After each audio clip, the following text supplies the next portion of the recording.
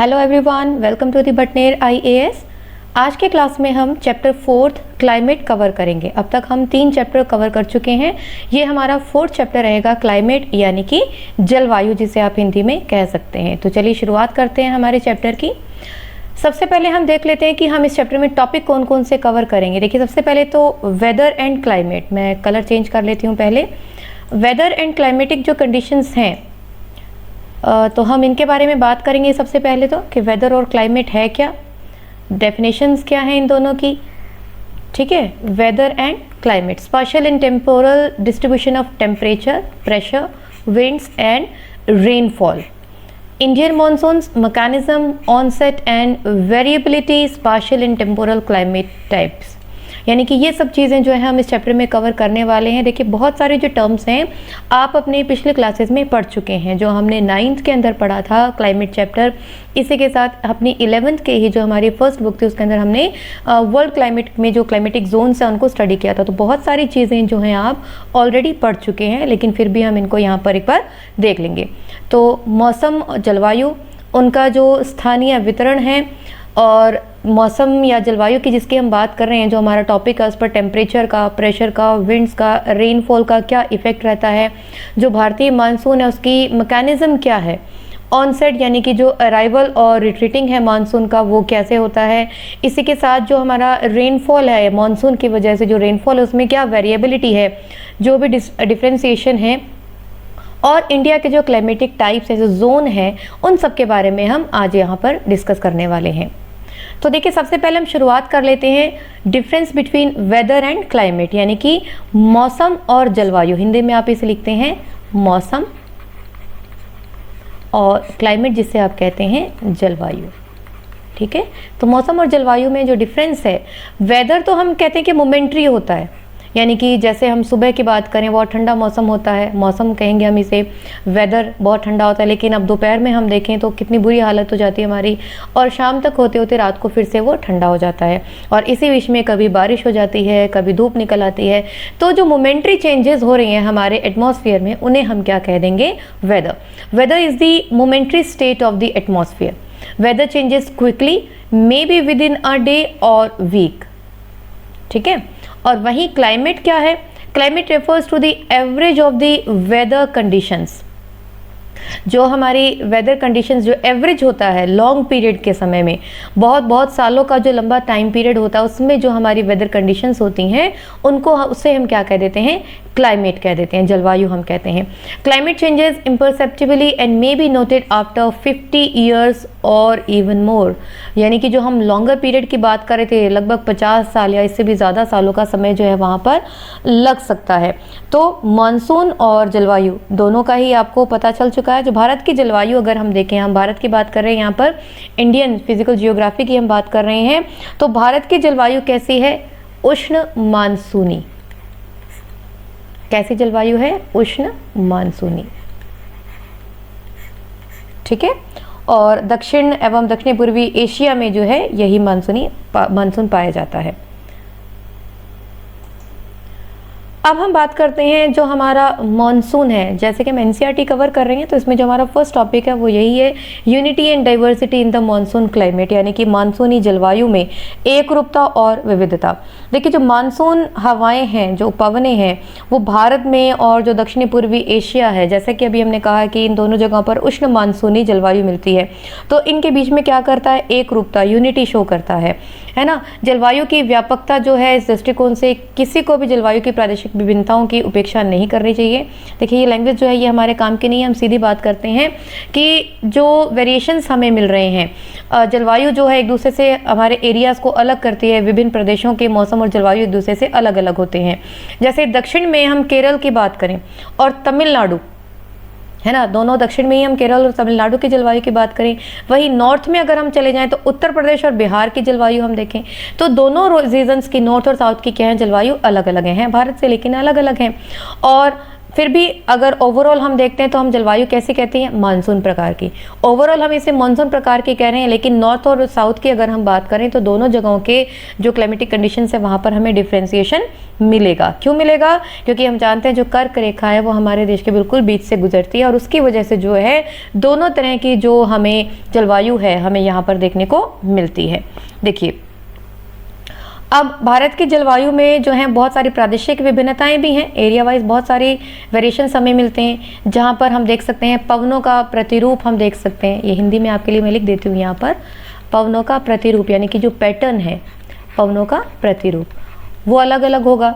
इसी के साथ हम देखें तापक्रम है, टेम्परेचर है ना, ये सब पॉइंट्स यहाँ पर लिखे हुए हैं आपके लिए। तापक्रम है, वर्षा है, सीजन जिसे हम ऋतुएं कहते हैं, है ना, ऋतुएं हो गई। इसके अलावा जो मॉइस्चर है या ड्राइनेस है और वो सब भी क्या, आर्द्रता और शुष्कता आप इसे हिंदी में कहते हैं, आर्द्रता और शुष्कता। तो ये सभी जो विविधताएं हैं, प्रादेशिक विविधताएं हैं, हमारे एरिया की या जो प्रादेशिक पर्टिकुलर एरिया की जो क्लाइमेटिक कंडीशंस होंगी उनको इफेक्ट करती हैं। अब देखिए, जैसे गर्मियों में ही हम देखें जो वेस्टर्न डेजर्ट एरिया है हमारा, वहाँ पर टेम्परेचर कई बार हम देखते हैं कितना पहुँच जाता है, 55 डिग्री सेल्सियस, 55 से भी ऊपर पहुँच जाता है। और वहीं सर्दियों में अगर हम नॉर्थ रीजन की बात करें, लेह की, तो वहाँ पर कितना चला जाता है, -45 डिग्री सेल्सियस। देखिए दोनों ही इंडिया के अंदर है ना, एक गर्मियों का टेम्परेचर हमने देखा और एक सर्दियों का टेम्परेचर हमने देखा, कितना वेरिएशन यहाँ पर आ जाता है। यहीं पर राजस्थान के चूरू जिले की अगर हम बात करें तो जून में यहाँ पर एक दिन का जो टेम्परेचर है, यानी कि इन दिनों की जो हम बात करें, लगभग कितना पहुँच जाता है, 50 डिग्री सेल्सियस, और इससे भी ज़्यादा चला जाता है।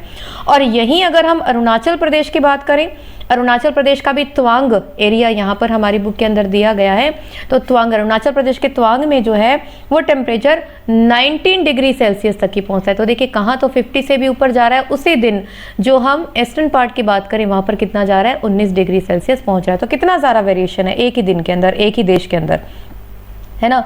तो वहीं जैसे दिसंबर का हमें दिया गया है, एक रात में हम देखते हैं जम्मू और कश्मीर में जो टेम्परेचर है, जैसे द्रास का एग्जांपल यहाँ पर दिया गया है, कितना है, -45 डिग्री सेल्सियस। और वहीं अगर हम तिरुवनंतपुरम, चेन्नई, यहाँ की अगर हम बात करें तो लगभग 20 डिग्री सेल्सियस या 22 डिग्री सेल्सियस जो यहाँ पर टेम्परेचर हमें मिलता है। फिर से देखिए, दिसंबर की हम बात करेंगे, सर्दियों की, और ये हमने एग्जांपल लिया था गर्मियों का, एक ही दिन का, जो एक ही दिन के अंदर हम दो अलग अलग जगहों के टेम्परेचर में वेरिएशन हम देख सकते हैं कि कितना ज़्यादा वेरिएशन आता है। यानी कि सीजन वाइज भी अगर हम देखें या अगर डे वाइज भी अगर हम देखें, एक ही स्थान को अगर हम 24 घंटे के अंदर अगर हम टेम्परेचर उसका नोट करेंगे तो वो भी हमें बहुत ज़्यादा चेंज मिलेगा। जैसे केरल और अंडमान जो आइलैंड ग्रुप है हमारा, वहां पर हम देखें दिन और रात के टेम्परेचर में 7 से 8 डिग्री सेल्सियस का टेम्परेचर में वेरिएशन आता है, बहुत ज़्यादा नहीं है, 7 से 8 डिग्री का ही अंतर आएगा। वहीं राजस्थान की अगर हम बात करें तो देखिए दिन में वो टेम्परेचर, जैसा कि हम बार बार यहाँ पर पढ़ रहे हैं, 50-55 है ना, यहाँ तक पहुँच जाता है। और वहीं रात का जो टेम्परेचर है वो राजस्थान के अंदर हम देखते हैं 15 से 20 डिग्री सेल्सियस तक पहुँच जाता है ना। कहाँ तो 50 था दिन के समय और कहाँ 20 तक पहुँच गया। तो ये वेरिएशन एक ही दिन के अंदर, एक ही जगह के अंदर हमें नज़र आ रहे हैं। तो टेम्परेचर के साथ साथ रेनफॉल भी हम देखते हैं, अलग अलग जगह अलग अलग तरह का होता है। जैसे नदर्न जोन की अगर हम बात करें, जहाँ हिमालय की पहाड़ियाँ हैं, वहाँ पर जो रेनफॉल है वो स्नोफॉल के फॉर्म में होता है, यानी कि हिमपात जिसे आप कहते हैं, इस फॉर्म में होता है। और बाकी के एरियाज में हम देखें तो बारिश का जो है पानी की बूंदों के रूप में जो है रेनफॉल होता है। तो अब रेनफॉल भी जब हम देखते हैं तो अलग अलग जोन्स को हम देखें, नॉर्थ में, साउथ में, ईस्ट में, वेस्ट में अलग अलग मिलता है। जैसे मेघालय में हम जानते हैं जो सबसे ज़्यादा रेनफॉल हम देखते हैं मौसिन राम के अंदर हमें मिलता है, कितना होता है ये, 1080 सेंटीमीटर, इससे भी ज़्यादा हो जाता है ना। और वहीं अगर हम राजस्थान की बात करें तो राजस्थान में 9 सेंटीमीटर, 9 से 10 सेंटीमीटर लगभग इतना ही रेनफॉल यहाँ पर होता है। औसत जो हम एवरेज ईयरली रेनफॉल की हम बात कर रहे हैं, ये हम देख रहे हैं। तो कितना वेरिएशन है देखिए एक ही देश के अंदर। ईस्ट में हम देख रहे हैं 1080 और वहीं हम वेस्ट में देख रहे हैं 9 से 10 सेंटीमीटर, है ना। तो ये वेरिएशंस हैं बहुत सारे, जैसे टेम्परेचर, रेनफॉल, विंड्स की हमने बात की, सीज़न के अकॉर्डिंग हमने देखा जैसे चेंजेस आ रही हैं, और इन्हीं के अकॉर्डिंग जो है जो हमारी मौसम के अंदर आर्द्रता है या शुष्कता है वो रह जाती है। तो अलग अलग फैक्टर्स हमने देखा कि कैसे हमारे देश की में विविधताएं लेकर आते हैं। अब यहीं पर हम देखेंगे जो फैक्टर्स हैं हमारे इंडिया के क्लाइमेट को डिटरमाइन करने वाले, यानी कि भारत के जलवायु को जो प्रभावित करने वाले कारक हैं, इनको हम मेनली दो पार्ट्स में हम डिवाइड करते हैं। फर्स्ट जो होते हैं वो होते हैं हमारे रिलीफ पर बेस्ड जो होते हैं ना, रिलीफ आप कह सकते हैं या आप कह सकते हैं उच्चावच, आप हिंदी में से जो उच्चावच है या स्थिति लोकेशन की हम बात करें इनके आधार पर, और दूसरे जो हैं हमारे वो आ जाते हैं वायु दाब या पवन संबंधी, वायु दाब और पवन, इन दो कैटेगरीज में हम इन फैक्टर्स को डिवाइड कर सकते हैं। एक तो लोकेशन के बेस पर और दूसरा हम एयर प्रेशर, इन सब के बेस पर, विंड या एयर प्रेशर के बेस पर हम डिवाइड करते हैं। तो रिलीफ के बेस पर जब हम बात करें ये फैक्टर देखिए हम पहले भी पढ़ चुके हैं। लैटिट्यूड की जब हम बात करते हैं तो अभी जैसा आपको स्टार्टिंग में ही मैंने बताया कि जो कर्क रेखा है वो हमारे देश के बिल्कुल बीच से होकर गुजरती है। तो जो हमारे देश का उत्तरी भाग है वो किस में आ जाता है, ये अगर हम देखें इस तरीके से यहाँ से लगभग गुजरती है ना। तो यहाँ ये जो नॉर्थ रीजन है हमारा, यहाँ पर क्या आ जाएगा, शीतोष्ण, है ना, और वहीं दक्षिण में क्या आ जाएगा हमारा, उष्ण कटिबंध। तो दोनों तरह की जो क्लाइमेटिक कंडीशन है हमारा भारत जो है वो बेयर करता है। तो उष्ण कटिबंध ये जो है, ये वाला जो जोन है हमारा इक्वेटर के ज़्यादा नज़दीक है, और यहाँ पर टेम्परेचर इसी वजह से क्या रहेगा, इस वाले जोन में ज़्यादा रहेगा, है ना, कंपेरेटिवली नदर रीजन के। तो यहाँ पर सारा साल जो है ऊंचा तापमान रहेगा, कम दैनिक और वार्षिक तापांतर का अनुभव रहेगा, यानी कि जो टेम्परेचर वेरिएशन है वो कम रहेगा। और कर्क रेखा से उत्तर में जो हम देखें, दो भूमध्य रेखा से दूर होने के कारण जो दैनिक यानी कि डेली और जो एनुअल टेम्परेचर डिस्टर्बेंसेस होते हैं, वेरिएशन होता है, उसके साथ साथ जो जलवायु है वो भी कैसी होती जाती है, विषम होती जाती है। तो यहाँ पर हम देख सकते हैं कि अलग अलग लैटिट्यूड पर होने के कारण जैसे कहीं पर जो है सनरेज सीधी आ रही हैं, कहीं पर जो है वो स्लांटिंग आ रही है। तो ये सब फैक्टर जो है हम पहले भी पढ़ चुके हैं बहुत बार, तो मेरे ख्याल से ये समझाने की ज़रूरत मुझे नहीं होनी चाहिए। दूसरा जो है हमारा हिमालयन माउंटेन्स की जब हम बात करते हैं तो हिमालय क्या है, एक जलवायु विभाजक की, नॉट जल विभाजक, जलवायु विभाजक का काम करता है ना। क्लाइमेटिक जो डिफ्रेंसिएशन है, डिवाइडेंट है, उसका काम ये करता है। जो ऊंची ऊंची पर्वत श्रृंखलाएं हैं इस उप महाद्वीप की, जो उत्तरी पवनें जो आ रही हैं, है ना, ठंडी हवाएं जो आती हैं उनसे प्रोटेक्ट करती है। और ये जो ठंडी हवाएं हैं जो जमा देने वाली होती हैं तो उत्तरी ध्रुव रेखा के निकट जो है वो ओरिजिनेट होती हैं, और जो मिडिल और ईस्टर्न एशिया में आर पार बहती रहती हैं। और इस प्रकार से जो हिमालय है वो हमारे, ये देखिए हिमालय जो जोन हमें नज़र आ रहा है, ये रहा देखिए। तो ये जो हिमालय की पहाड़ियाँ हैं, ये पहाड़ हैं, ये क्या कर लेते हैं, इन हवाओं को यहीं पर रोक लेते हैं और हमारी प्रोटेक्शन का काम करते हैं। अगला जो फैक्टर है वो रहेगा हमारा जल और स्थल का, यानी कि distribution of land and water. अब यहाँ पर आप देख सकते हैं ये लैंड एंड वाटर की हम बात करते हैं।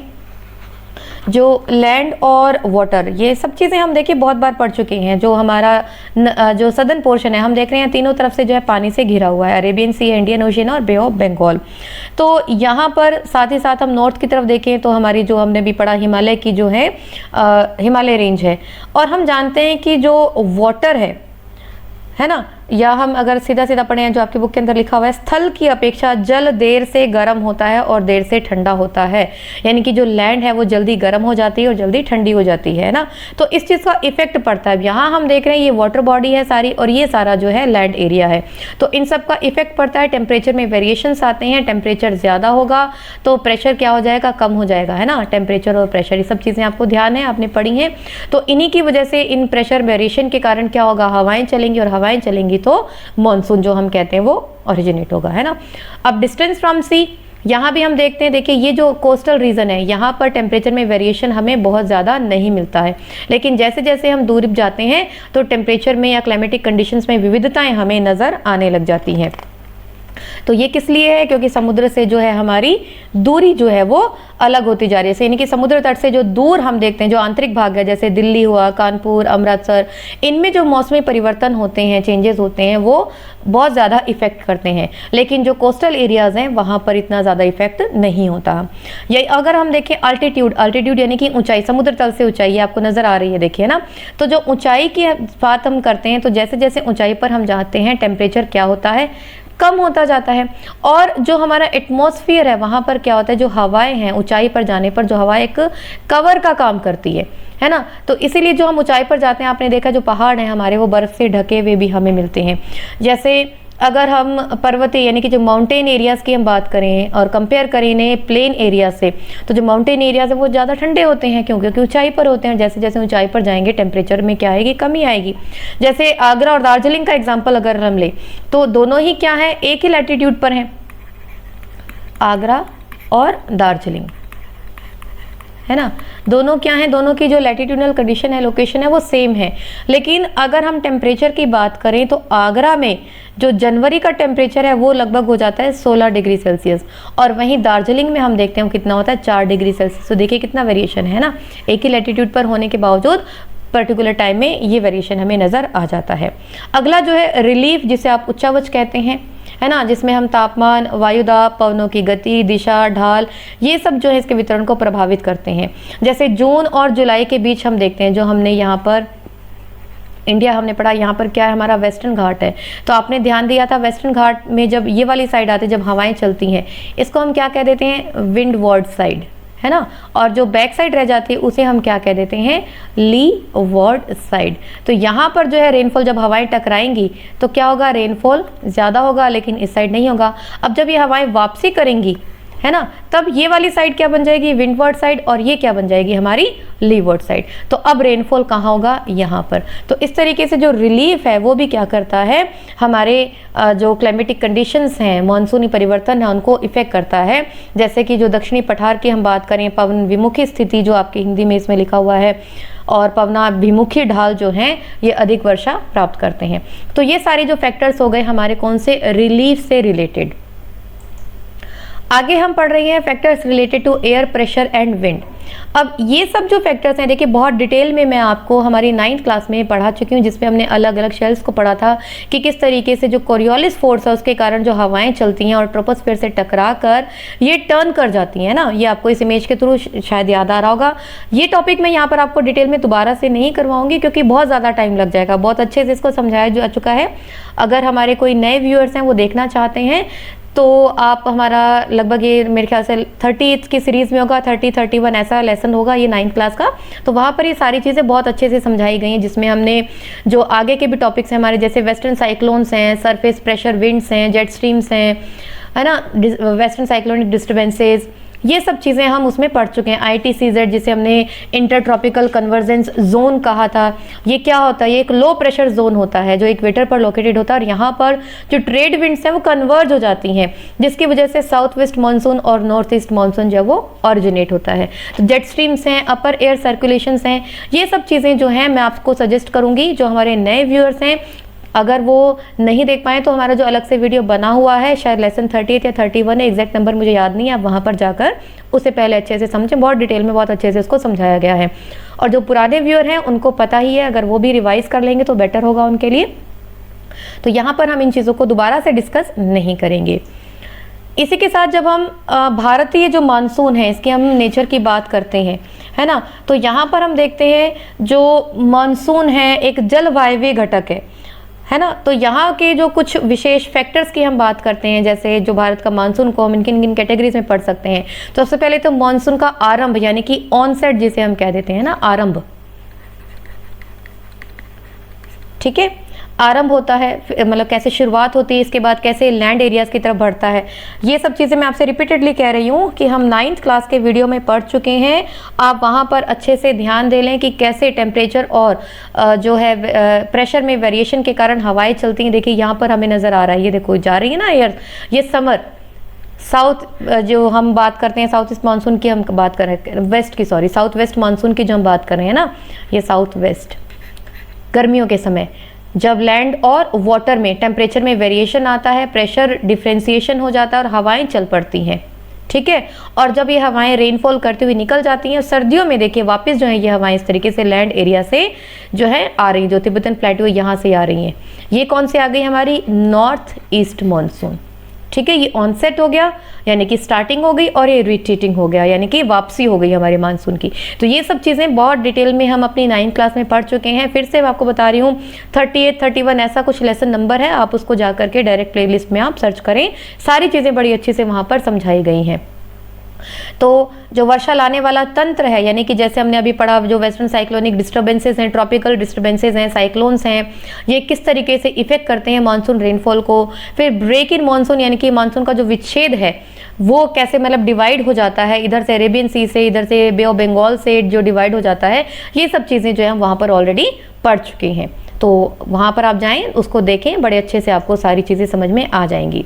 अब हम बात करते हैं, देखिए, डिस्ट्रीब्यूशन ऑफ रेनफॉल की।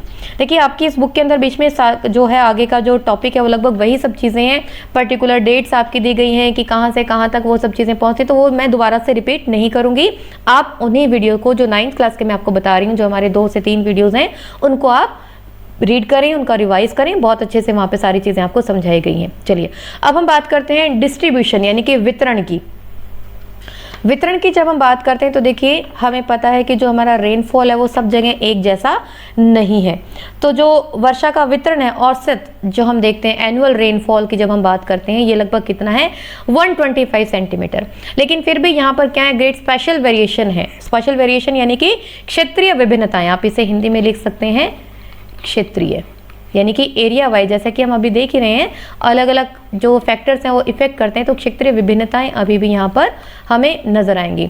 तो इन क्षेत्रीय विभिन्नताओं के आधार पर जो हम एरियाज डिवाइड करते हैं वो लगभग 4 एरियाज हम देख रहे हैं। Areas of high rainfall, areas of medium rainfall, areas of low rainfall and areas of इनएडिक्वेट rainfall. High rainfall यानी कि अधिक वर्षा वाले क्षेत्र। अधिक वर्षा वाले क्षेत्र कौन से होते हैं, जहां पर जो रेनफॉल है वो 200 से भी ज़्यादा होता है ना, 200 सेंटीमीटर से भी ज़्यादा जहां पर रेनफॉल होगा वहां पर क्या होगा, जिसे हम कौन से कहेंगे, अधिक वर्षा वाले क्षेत्र हम कहेंगे।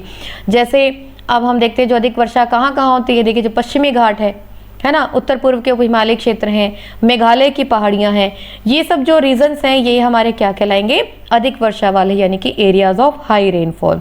इसी तरीके से अब हम जो हमारा दूसरा है एरियाज ऑफ मीडियम यानी कि मध्यम वर्षा वाले क्षेत्र, ये कहाँ से होते हैं, यानी कि 100 से 200 के बीच में जो रेनफॉल होता है। अब ये कौन कौन से एरियाज हैं, जैसे गुजरात का दक्षिणी भाग है, पूर्वी तमिलनाडु है, ओडिशा है, झारखंड, बिहार, पूर्वी मध्य प्रदेश है, और जो उप हिमालय है, ये सब जो एरियाज हैं, कछार घाटी, मणिपुर में भी कुछ एरिया है जहाँ पर 100 से 200 सेंटीमीटर के बीच ही बारिश होती है, तो वो किस में आ जाएंगे, मध्यम वर्षा वाले क्षेत्रों में। इसके बाद जो हमारे आ जाते हैं लो रेनफॉल यानी कि न्यून कम वर्षा वाले क्षेत्र, जहाँ पर लगभग 50 से 100 सेंटीमीटर के बीच का ही रेनफॉल होता है। अब ऐसे कौन कौन से एरियाज हैं, जैसे यूपी का जो वेस्टर्न एरिया है, पश्चिमी उत्तर प्रदेश हम कह लें, दिल्ली, हरियाणा, पंजाब, जम्मू कश्मीर है, पूर्वी राजस्थान है, गुजरात, दक्कन का जो पठार है, डेक्कन प्लेट्यू, ये सब जो एरियाज हैं यहाँ पर लगभग 50 से 100 सेंटीमीटर का रेनफॉल होता है, तो इन्हें हम लो रेनफॉल जोन्स में इंक्लूड करते हैं। इसके बाद जो हमारा आ जाता है इनएडिक्वेट रेनफॉल यानी कि अपर्याप्त, हिंदी में आप इसे क्या कहेंगे, अपर्याप्त रेनफॉल। तो अपर्याप्त रेनफॉल जहां पर 50 सेंटीमीटर से भी कम रेनफॉल होगा, है ना, तो वो एरियाज कहां पर आ जाएंगे, अपर्याप्त वाले क्षेत्रों में। अब सीधा सा हम जानते हैं हमारा कौन सा, राजस्थान, जो वेस्टर्न हिस्सा है राजस्थान का, वो कहां पर आ जाएगा, इनएडिक्वेट रेनफॉल वाले जोन में। इसी के साथ हम देखें जो हमारा हिमालय का ऊपरी भाग है, जहां पर हिमपात होता है, तो रेनफॉल हम उसे नहीं कह सकते ना, यहाँ पर जो वर्षा, जो जल की बात हम बात करें, तो हिमपात जो हिमालयी क्षेत्रों तक सीमित रहेगा। और इसके अलावा हम देखें जो वेस्टर्न घाट की लीवर्ड साइड जो हमारी पड़ जाती है ना, तो वहाँ पर भी क्या होगा, इनएडिक्वेट रेनफॉल होगा। तो मैप के थ्रू यहाँ पर आप देख सकते हैं, देखिए सारी चीज़ें ये हमें दिया गया है। ये जो जोन है, जो डार्क कलर का हमें नज़र आ रहा है, ये कौन से हैं, हाई रेनफॉल वाले जोन है, ये वाला जोन है ना, ये जो है ये आपको नजर आ रहा है, ये क्या आ गया, सारा हाई रेनफॉल जोन। देखिए यहाँ पर लिखा हुआ है मोर देन 200। इसी के बाद हम देखें 100 to 200, तो ये वाला जो जोन है ये ग्रे शेड में आपको नजर आ रहा है, ये हो गया इधर, ये हो गया, और इधर ही वेस्टर्न घाट की साइड ये जो जोन है हमारा क्या कहलाएगा, मीडियम रेनफॉल वाला। इसी के साथ ये जो स्काई ब्लू कलर के अंदर आप अब देख सकते हैं, इसके अंदर कौन कौन से एरियाज इंक्लूड हो रहे हैं, अभी हमने पढ़े हैं, वो वहां पर क्या आ जाएगा, लो रेनफॉल यानी कि 50 to 100 रेनफॉल। और इसी के बाद ये जो हमें नजर आ रहा है, जो हमारा राजस्थान है या जो हमारा नदन जोन है, अपर नदन जोन है, और यहीं पर ये हम देख रहे हैं जो हमारी वेस्टर्न घाट की लीवर्ड साइड है, ये हमारा कौन सा जोन कहलाएगा, इनएडिक्वेट यानी कि अपर्याप्त वर्षा वाला क्षेत्र। तो इस मैप के थ्रू बहुत अच्छे से आप आइडेंटिफाई कर सकते हैं जो हमारे अलग अलग रेनफॉल के अकॉर्डिंग जोन है। तो ये हुआ हमारा डिस्ट्रीब्यूशन ऑफ रेनफॉल। अगली हम बात करते हैं वेरिएबिलिटी ऑफ रेनफॉल की, यानी कि वर्षा की परिवर्तता। परिवर्तता यानी कि परिवर्तन, यानी कि जो चेंजेस होते रहते हैं उसके अंदर, हिंदी में मैं आपके लिए यहाँ पर लिख देती हूँ परिवर्तता, है ना। तो परिवर्तता क्या है, देखिए जो परिवर्तता होती है इसको हम ये करेक्टरिस्टिक फीचर है भारत की। जो बारिशें हैं हम देखते हैं बहुत ज़्यादा वेरिएशन हमें मिलते हैं, अभी जैसे हमने पीछे एग्जांपल्स के थ्रू पढ़ा है, हर जगह एक जैसी नहीं है।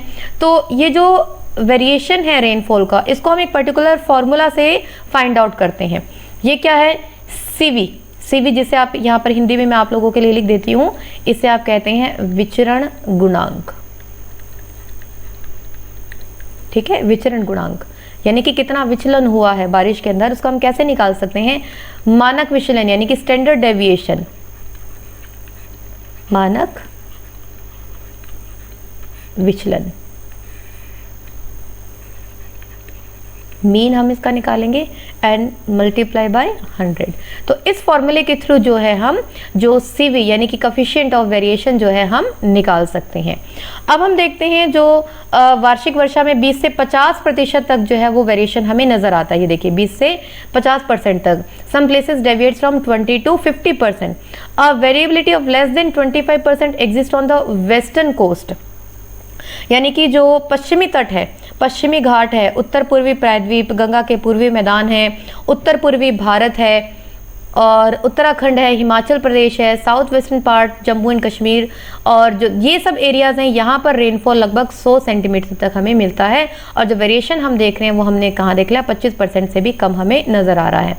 इसके बाद हम देखें तो a variability of over 50% exist in the western part of Rajasthan, northern part of Jammu and Kashmir, interior parts of the Deccan plateau, यानी कि जो राजस्थान का पश्चिमी भाग है, जम्मू कश्मीर के उत्तरी भाग हैं, या जो दक्कन के जो आंतरिक भाग हैं, यहाँ पर जो ये परिवर्तिता है यानी कि जो डेविएशन है ये 50% से भी ज़्यादा हमें नज़र आता है।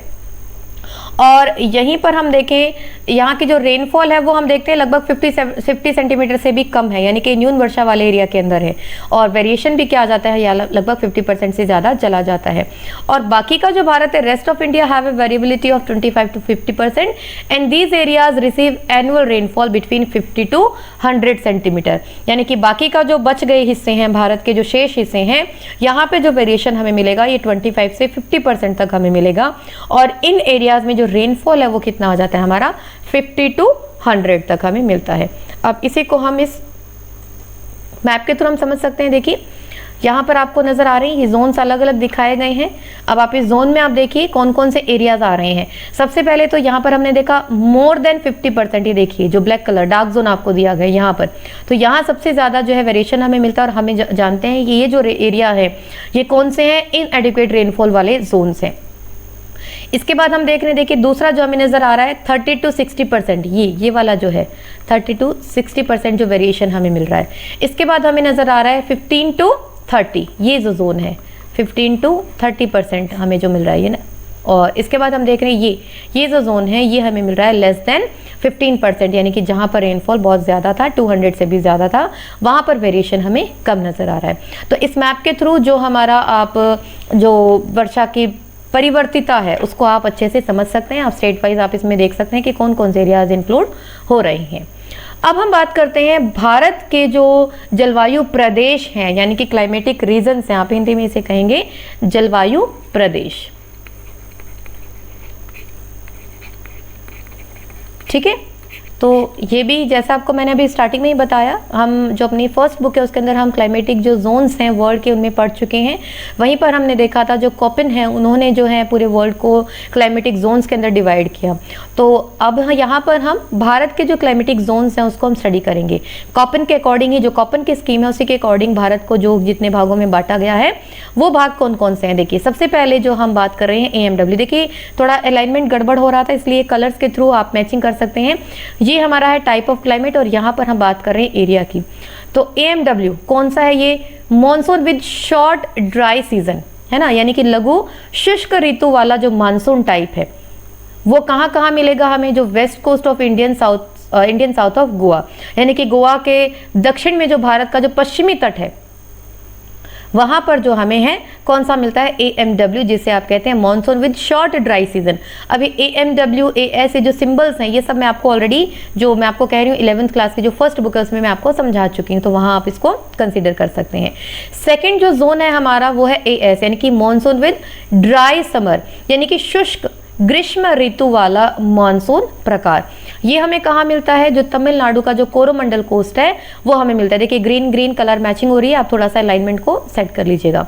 अगला जो है हमारा AW, यानी कि tropical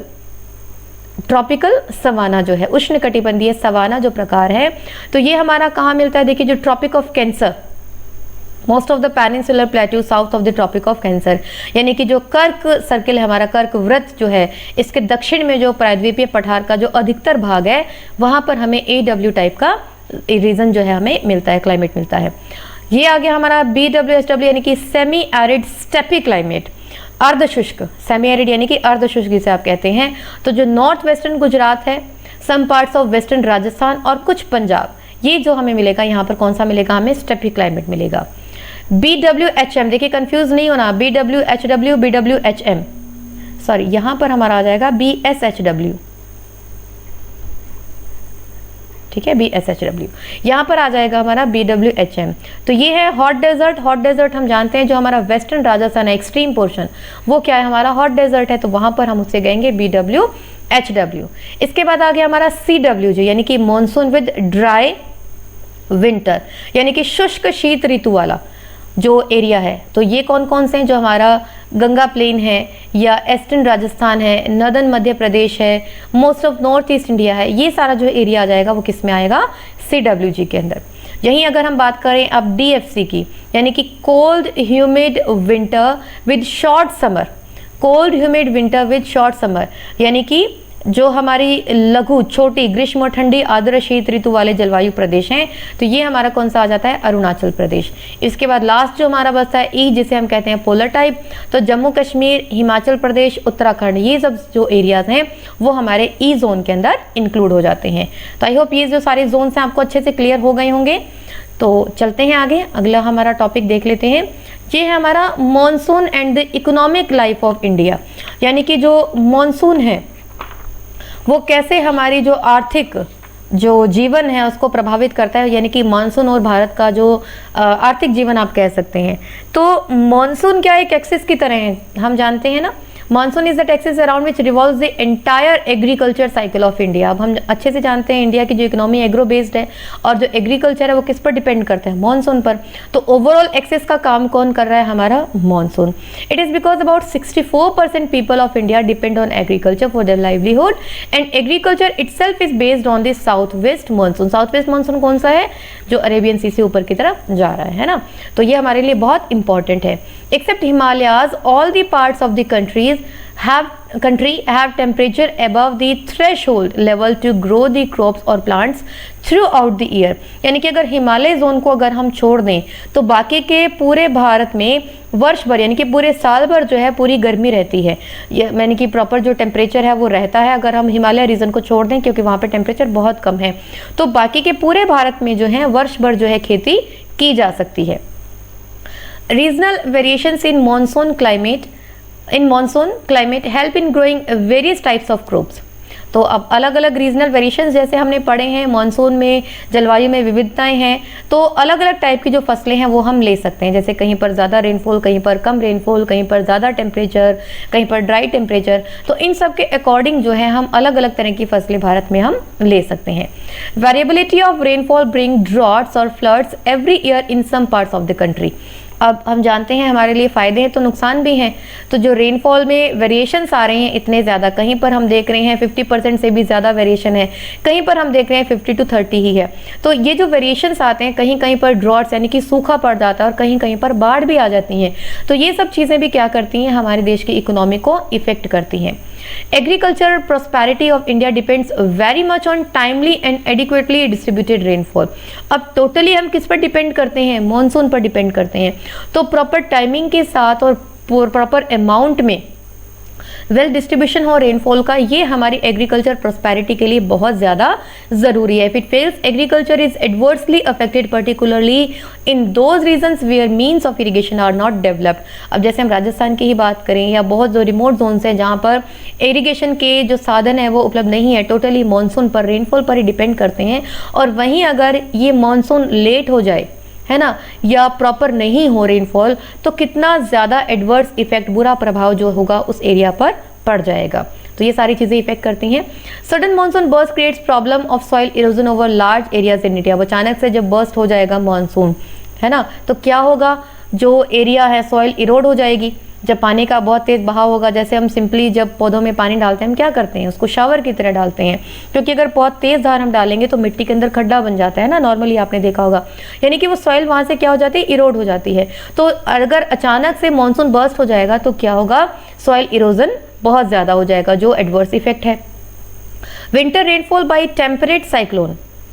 winter rainfall by temperate cyclones in North India is highly beneficial for rabi crops, है ना, जो अब सर्दियों में जो बारिशें होती हैं, अब नॉर्थ इंडिया के अंदर सर्दियों में बारिशें जो हो रही हैं वो हमारी जो रबी क्रॉप्स हैं उनके लिए बहुत ज़्यादा बेनिफिशियल होती हैं, फ़ायदेमंद होती हैं ग्रो करने के लिए उनकी। Regional climatic variations in India is reflected in the vast variety of food, clothes and house type. जो हमने शुरुआत में ही पढ़ा कि जो यूनिटी और वेरिएशन है वो हमें मिलते हैं, यानी कि क्लाइमेटिक वेरिएशंस हमें बहुत ज़्यादा नज़र आ रहे हैं और उसी के अकॉर्डिंग जो हमारा रहन सहन है, खाना है, कपड़े हैं, घर हैं, ये सब अलग अलग तरह के होते हैं। तो ये सब आप ऑलरेडी पढ़ चुके हैं, बार बार यही चीज़ मैं आपसे कह रही हूँ। अब जो अगला जो टॉपिक है वो हमारा बच जाता है कौन सा, भूमंडलीय तापन, जिसे आप कहते हैं ग्लोबल वार्मिंग। अब ग्लोबल वार्मिंग आप बहुत बार पढ़ चुके हैं, बड़े अच्छे से आप जानते हैं, यानी कि भूमंडलीय तापन जिसे कहते हैं। तो भूमंडलीय तापन क्या है, जो विश्व के तापमान में जो बहुत ज़्यादा वृद्धि हो रही है, टेम्परेचर इंक्रीज हो रहा है, क्योंकि जो ह्यूमन एक्टिविटीज़ है उनसे कार्बन डाइऑक्साइड बहुत ज़्यादा रिलीज हो रही है। फॉसिल फ्यूल्स जलता है जिससे वायुमंडल में, हमारे एटमॉस्फेयर में जो कार्बन डाइऑक्साइड है वो बहुत ज़्यादा रिलीज हो रही है। इसके अलावा हम देखते हैं जैसे मीथेन है, मीथेन हुई, क्लोरोफ्लोरोकार्बन है,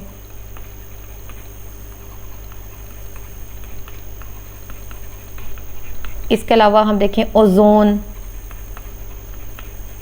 नाइट्रस ऑक्साइड, ये सब जो हैं गैसें क्या करती हैं, ग्रीन हाउस गैसेस कहलाती हैं, यानी कि जो हमारे एटमॉस्फेयर में जो टेम्परेचर है उसको बहुत ज़्यादा इंक्रीज कर लेती हैं। कैसे कर लेती हैं, ये एक कवरिंग बना लेती हैं जिसकी वजह से जो सनरेज है वो आ जाती है लेकिन वापस जो है वो नहीं जा पाती हैं। और जब ये ग्रीन हाउस गैस जो सनरेज जो है वो यहीं पर रह जाएंगी तो क्या होगा, यहाँ का जो टेम्परेचर है बहुत ज़्यादा हो जाएगा।